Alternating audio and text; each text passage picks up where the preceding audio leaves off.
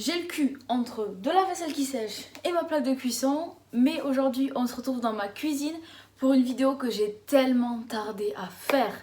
Il s'agit de ma vidéo sur les réductions de déchets que je mets en place dans ma cuisine. Comme pour la première vidéo qui était celle des réductions de déchets dans la salle de bain, je veux vous rappeler que ces vidéos ne sont pas là pour vous faire culpabiliser, mais au contraire elles sont là pour vous aider et vous donner des idées si vous souhaitez entrer ou si vous êtes actuellement dans une démarche pour réduire vos déchets au quotidien. La première chose que j'ai mis en place dans ma cuisine est le fait d'avoir des éponges lavables. Alors moi j'en ai 3-4 qui permettent de faire une rotation. Là les deux que j'ai ici sont ce qu'on appelle en nid d'abeille.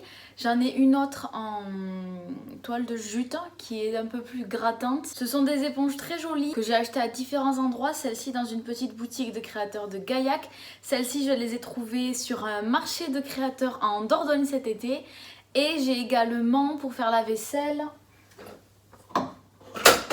ceci, en plastique tout cassé, tout moche et tout, mais c'est déjà un bon début. Alors celui-là je l'ai acheté à Jiffy quand j'ai emménagé, mais je sais très bien que quand il sera mort de chez Archimore, le prochain que j'achèterai ce sera un en bois, en bambou ou une matière un peu plus facile à recycler que le plastique. Parce que personnellement, ma démarche vers le zéro déchet est d'effacer au plus possible le plastique de ma vie. Dans la même lignée que j'utilise des éponges lavables, j'ai dans ma cuisine aucun essuie-tout, sopalin, serviette en papier ou etc. Mais beaucoup de torchons, de chiffons, de microfibres et de toutes sortes de choses qui peuvent nous servir à essuyer lavable. Alors il y en a qu'on m'a offert, comme celui-ci, c'est ma petite soeur qui me l'a offert. Il y en a que ce sont des souvenirs, vous savez, les torchons du Pays Basque, les torchons de la montagne, etc. qu'on ramène de vacances. Et il y a également beaucoup de serviettes que je me sers en tant que serviettes de table qui sont faites à partir de vieux draps ou de vieux t-shirts afin de recycler le tissu, le vêtement et qui rentrent encore plus dans la phase réduction de déchets. On va passer maintenant à ma partie course. J'essaye, parce que c'est encore compliqué, de faire au maximum mes courses en vrac. Je fais à 90% mes courses sur le marché. Je vous en ai déjà parlé dans un vlog, mais j'ai la chance de travailler sur les marchés. Donc j'ai tout le temps à proximité un boucher, un fromager pour les plus petits marchés et pour les plus gros, j'y achète mes pâtes fraîches, j'y achète mes fruits, pas de saison, par exemple les bananes, etc. chez des primeurs. Et pour les légumes, j'ai tout à la maison puisque pour ceux qui ne sont pas au courant, je travaille chez un maraîcher. Mais concernant l'achat en vrac, je sais que j'ai encore énormément de travail à faire, comme par exemple le fait d'amener mes propres contenants sur le marché.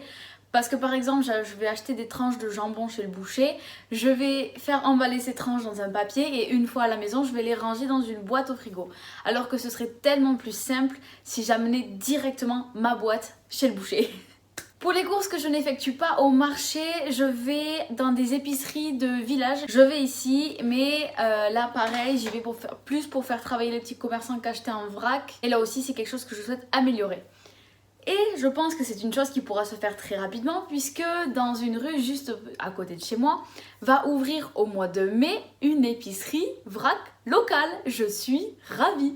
Je n'aurai plus besoin de faire tout le tour de la ville pour aller en épicerie bio, acheter du vrac, sachant que je préfère largement faire travailler ces deux jeunes filles qui sont en train de s'installer et qui privilégient le local. Je vous mettrai le compte Instagram des filles en barre d'infos. Elles racontent dessus toutes les étapes par lesquelles elles sont passées et elles passent encore pour ouvrir leur boutique. Elles parlent des différents producteurs chez lesquels elles vont. Enfin, je vous laisse regarder, c'est hyper intéressant. Donc je vous disais, je préfère aller là-bas plutôt que d'aller chez Biocoop ou ce genre de choses qui sont quand même à mon goût des marques, on va dire, des grandes filières, de la grande distribution. Voilà, c'est le mot que je cherchais. Toujours concernant le vrac, j'ai et j'achète depuis maintenant de nombreuses années du thé en vrac. Pourquoi? Tout simplement parce que déjà c'est zéro déchet, moins cher, meilleur, pas chimique. Alors pourquoi s'en priver? De plus, à Gaillac, il y a une boutique où je ne vais pas très souvent, j'avoue, parce que j'ai déjà un stock assez conséquent de thé que j'ai acheté en voyage ou qu'on m'a offert à terminer. Il y a une boutique de thé en vrac qui propose des réductions quand on emmène nos propres contenants. C'est génial, que demande le peuple? Alors ici, une fois que je suis rentrée des courses, dans ma cuisine, j'ai des boîtes de rangement en plastique que j'ai achetées un peu partout. Il y a des boîtes que j'ai trouvées chez Action, des boîtes qui sont des boîtes de récupération. Vous savez, des plats tout préparés chez les bouchers, là, les boîtes avec les couvercles jaunes. Ma grand-mère en avait plein, elle m'en a donné plein. J'ai ces boîtes-là dans lesquelles je range tout au frigo et au congélateur. Et j'ai également pour stocker les aliments, pour les conserver. Vous savez, les beef wraps à la cire d'abeille. Attendez. J'en ai là. Alors celui-ci est un peu vieux, pardonnez son aspect. Mais c'est ces choses-là à la cire d'abeille que l'on met sur les plats pour les recouvrir et qui conservent les aliments. Donc ce sont des choses qui remplacent le film étirable, qui remplacent le papier aluminium.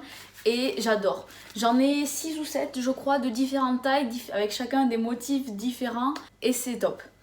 Au niveau de l'entretien, il suffit juste de passer une éponge humide dessus puis de les faire sécher. Surtout pas d'eau chaude, surtout pas de four, surtout pas de micro-ondes, mais pas de souci pour le frigo parce que comme je vous le disais c'est fait en cire d'abeille donc tout ce qui est chaud ça va les faire fondre.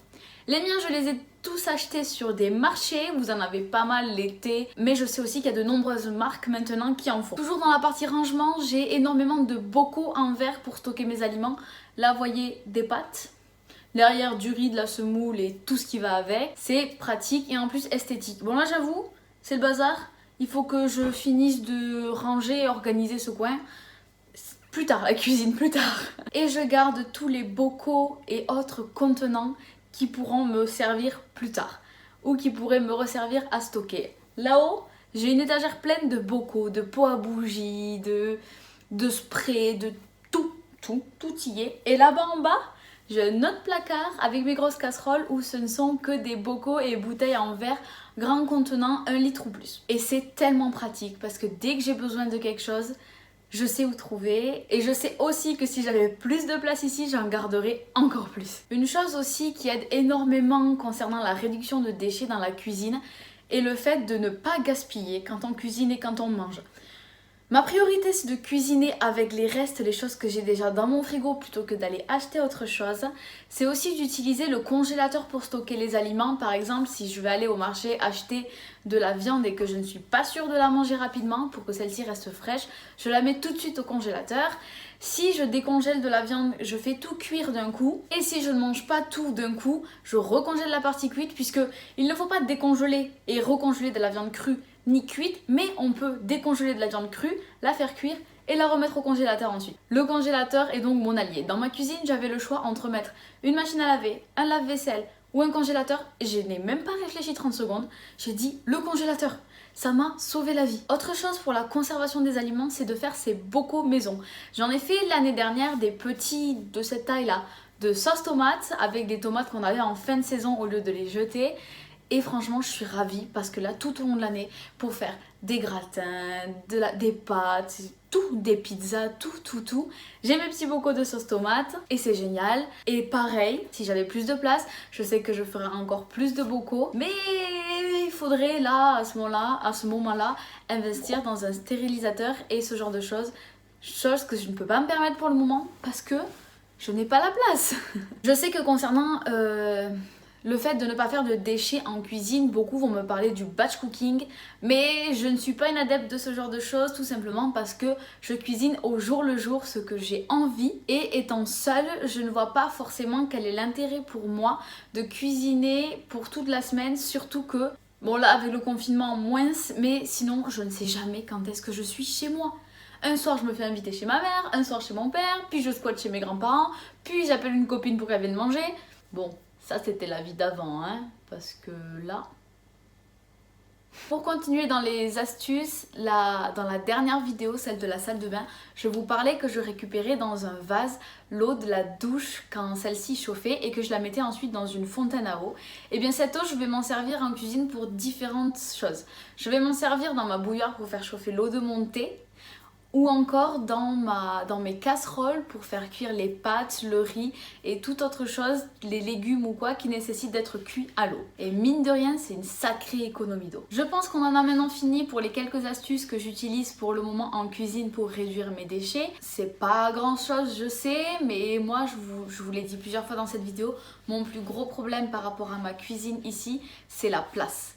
Mais je sais que même avec la place que j'ai des améliorations à faire, notamment le fait d'acheter plus en vrac quand je fais mes courses, et ça je vous en ai parlé un peu plus avant, le fait de prendre mes propres contenants au marché ou dans les magasins, parce que je trouve personnellement que pour le moment, mon plus de déchets, ce sont des déchets d'emballage alimentaire et je veux que ça change. J'ai aussi une amélioration à faire au niveau de mon liquide vaisselle qui pour l'instant est un liquide vaisselle, oui, bio mais liquide. Donc dans un contenant en plastique, et pour la prochaine fois, dès que celui-ci est fini, je sais que je me tournerai vers un liquide vaisselle solide qui sont tout aussi efficaces que les liquides mais qui durent plus longtemps et avec de l'emballage en moins. Et la dernière chose que je sais que je pourrais améliorer concernant les déchets dans la cuisine, c'est la mise en place d'un compost. Mais je sais que les composts d'intérieur et les composts d'appartement existent, mais vraiment, je ne me sens pas de le mettre en place pour le moment. Je ne suis pas prête. C'est quelque chose qu'il faut se réfléchir longuement. Il faut se renseigner énormément sur les composts d'intérieur. Donc pour le moment, c'est non. Tant pis. Ça viendra peut-être plus tard. Mais chaque chose en son temps. Et chacun à son rythme. J'espère que ces petites astuces vous auront plu, que cette vidéo aura pu vous aider. Et comme à chaque fois, si vous avez des astuces à me proposer dont je n'ai pas parlé, il vous suffit de les mettre en commentaire pour que je les voie et peut-être que je m'en inspire pour continuer ma transition vers le zéro déchet. Aïe!